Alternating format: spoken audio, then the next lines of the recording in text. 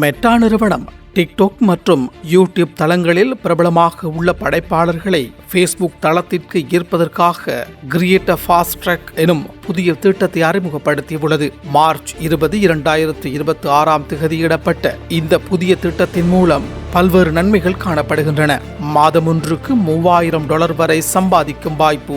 Instagram, TikTok அல்லது யூடியூப்பில் 10 லட்சத்துக்கும் அதிகமான பின்தொடர்பாளர்களை கொண்டவர்களுக்கு இந்த தொகை வழங்கப்படும். மாதம் ஒன்றுக்கு சுமார் $1000, குறைந்தது 1 லட்சம் பின்தொடர்பாளர்களை கொண்டவர்களுக்கு இந்த தொகை வழங்கப்படும். குறைந்த அளவு, அதாவது 20,000 முதல் 99,999 வரை பின்தொடர்பாளர்களை கொண்டவர்களுக்கு மாதம் $100 முதல் $450 வரை வழங்கப்படலாம் என தெரிகிறது. படைப்பாளர்கள் 30 நாட்களில் குறைந்தது 15 ரீல்ஸ் வீடியோக்களை ஃபேஸ்புக்கில் பதிவிட வேண்டும். இவை 10 வெவ்வேறு நாட்களில் பதிவிடப்பட்டிருக்க வேண்டும். இந்த வீடியோக்கள் ஃபேஸ்புக்கிற்காக மட்டும் பிரத்யேகமாக உருவாக்கப்பட்டதாக இருக்க வேண்டிய அவசியமில்லை.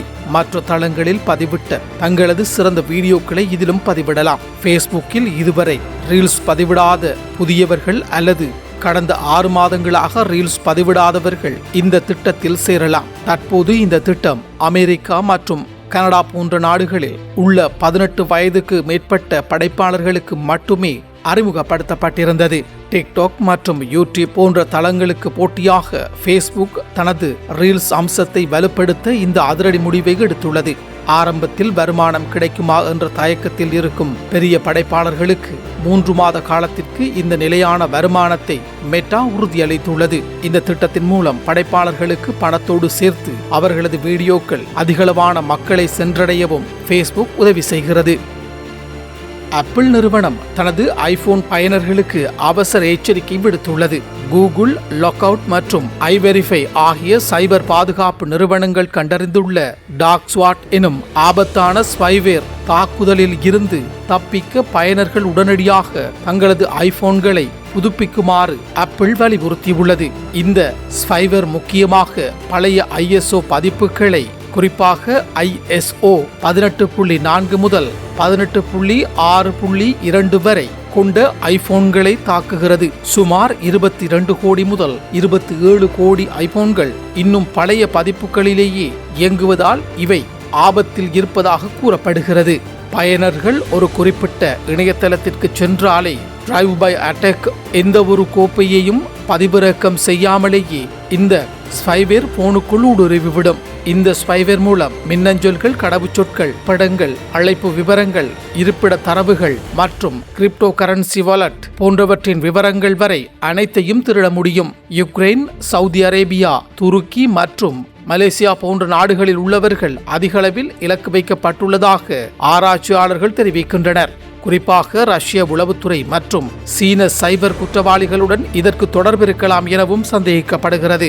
உங்கள் ஐபோனில் செட்டிங், ஜெனரல், சாஃப்ட்வேர் அப்டேட் என்பதற்கு சென்று ஆப்பிள் வெளியிட்டுள்ள சமீபத்திய பாதுகாப்பு புதுப்பிப்பை, குறிப்பாக ISO 26.3 அல்லது அதற்கு மேற்பட்ட பதிப்பு உடனே நிறுவிவிடுங்கள்.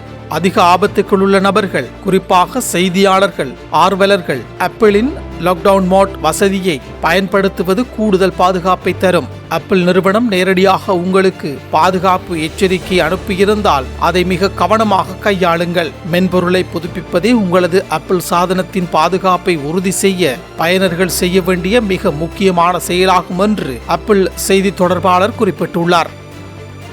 சமீபத்திய பொருளாதார மற்றும் விமான போக்குவரத்து ஆய்வுகளின்படி இலங்கையின் மத்தள ராஜபக்ச சர்வதேச விமான நிலையத்தை மத்திய கிழக்கு நாடுகளில் முன்னணி விமான நிறுவனங்களான கத்தார் ஏர்வேஸ் அல்லது எமிரேட்ஸ் ஆகியவற்றுக்கான ஒரு போக்குவரத்து மையமாக மாற்றுவது குறித்து சாதகமான கருத்துக்கள் முன்வைக்கப்பட்டுள்ளன. கொழும்பு பண்டார்நாயக்க சர்வதேச விமான நிலையத்தை தற்போது பயணிகள் மற்றும் விமானங்களின் எண்ணிக்கை அதிகரித்து வருவதால் மத்தள விமான நிலையத்தை ஒரு மாற்று மையமாக பயன்படுத்துவது கொழும்பின் சுமையை குறைக்கும்.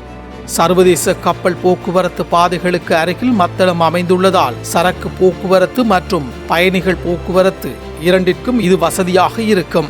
நாட்டின் தெற்கு மற்றும் கிழக்கு பகுதிகளில் உள்ள சுற்றுலா தலங்களுக்கு, குறிப்பாக யாழ, அருகம்பை ஆகியவற்றுக்கு வெளிநாட்டு சுற்றுலா பயணிகள் நேரடியாக செல்வதற்கு இது பெரிதும் உதவும்.